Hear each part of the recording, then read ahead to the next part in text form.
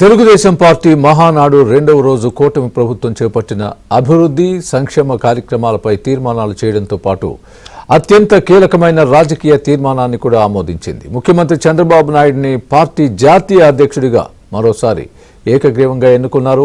30 సంవత్సరాల పాటు తెలుగుదేశం పార్టీ అధ్యక్షుడిగా కొనసాగి సీఎం చంద్రబాబు చరిత్ర సృష్టించారు. పార్టీ వ్యవస్థాపక అధ్యక్షులు ఎన్టీ రామారావు జయంతి సందర్భంగా పార్టీ ఘనంగా ఆయనకు నివాళులు అర్పించింది.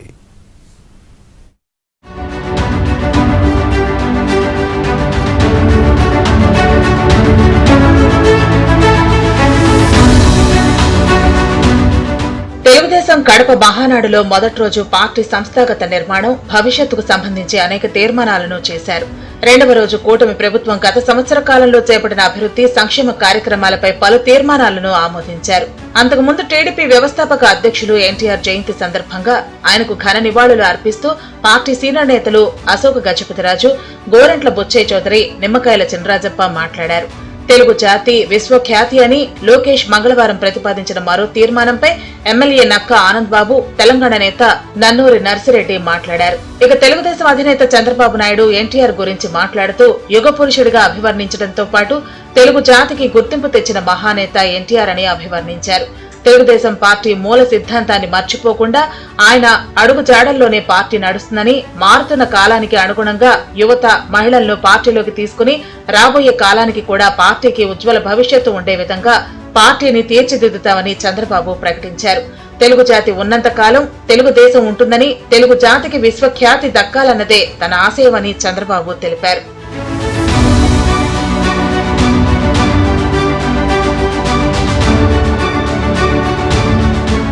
భవిష్యత్తులో ఎలా ముందుకు వెడతామనే అంశంపై ఎమ్మెల్యేలు ధూళ్లిపాళ్ల నరేంద్ర, ఎంఎస్ రాజు, పార్టీ నేత కృష్ణ చైతన్యరెడ్డి మాట్లాడారు.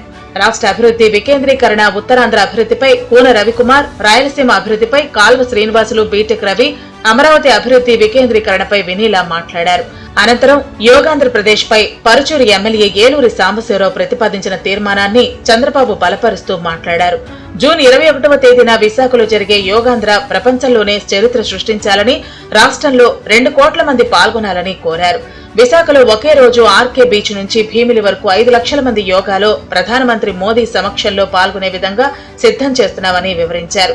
ప్రాణాయామం వల్ల రక్త ప్రసరణ బాగా ఉంటుందని, ఎటువంటి మానసిక ఇబ్బందులు తలెత్తినా 5 నిమిషాలు మెడిటేషన్ చేస్తే ఉల్లాసం వస్తుందని వివరించారు.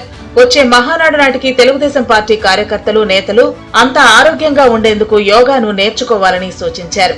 ఈ సైడ్ ఆ సైడ్ నాయకులు ఉన్నారు, వీళ్ళకు యోగా ఎక్కువ అవసరం. ఎందుకంటే ఫోకస్ తక్కువ ఉంటుంది, ప్రెషర్ ఎక్కువ ఉంటుంది, డీవియేషన్స్ ఎక్కువ ఉంటాయి ప్రెషర్ వల్ల. వీళ్ళు కానీ ఇది యోగా వేయగలిగితే, నేర్చుకోగలిగితే చాలా ఉపయోగపడుతుంది. అందుకే ఒక నెల మే 21 నుంచి జూన్ 21 వరకు యోగా నెలగా మనం డిక్లేర్ చేశాం.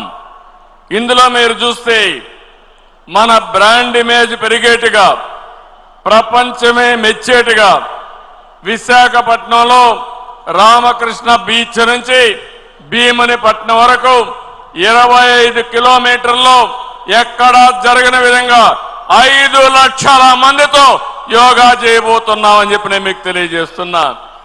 సింగిల్ లొకేషన్ లో 5 లక్షల మంది ఎక్కడా ఇప్పటి వరకు జరగలేదు.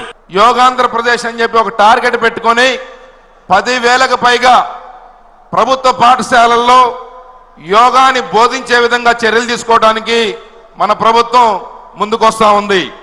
అలాగే 1000కి పైగా ప్రైమరీ హెల్త్ సెంటర్లో యోగా కేంద్రాలు ఏర్పాటు చేయాలనే తలంపుతో మన ప్రభుత్వం ఉంది. అలాగే 1,00,000 మంది యోగాని నేర్పే శిక్షకులుగా వారికి ట్రైనింగ్ ఇచ్చి వారిని తీర్చిదిద్దాలనే ఒక ప్రణాళికబద్ధంగా మనం ముందుకెళ్తా ఉన్నాం. అలాగే ప్రతి ఉదయం కూడా మనం అందరం కూడా సూర్య నమస్కారాలు చేసుకున్నట్లయితే ఈరోజు ఆ రోజంతా కూడా ఒక శక్తివంతంగా ఉంటుంది. విద్యుత్ రంగంలో విప్లవాత్మకమైన మార్పులపై మంత్రి గోటిపాటి రవికుమార్ ప్రతిపాదించిన తీర్మానాన్ని ఎమ్మెల్యే కోటంరెడ్డి శ్రీధర్ రెడ్డి, పార్టీ కార్యకర్తలు దుక్కా సాయిబాబు బలపరిచారు.